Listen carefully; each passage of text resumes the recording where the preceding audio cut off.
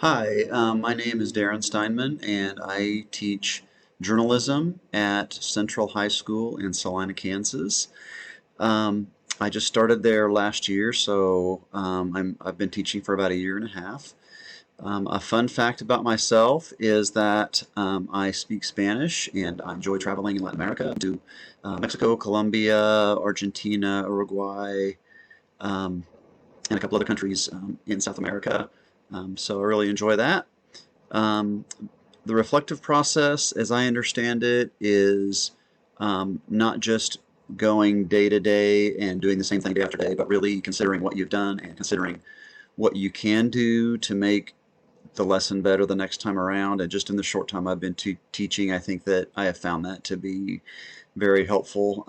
The second time around that I do something, I seldom do it the same way, and I think you can continually improve through reflection.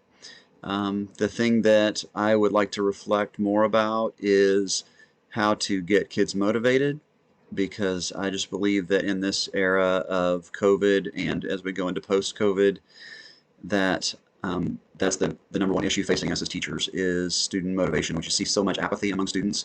We see attendance dropping. We see failure rates increasing by two or three times, and I think a lot of that has to do with motivation. And so I think it's our job as teachers to find ways to really motivate kids. So that's something I hope to really focus on. So thanks for watching, and I look forward to seeing your video as well.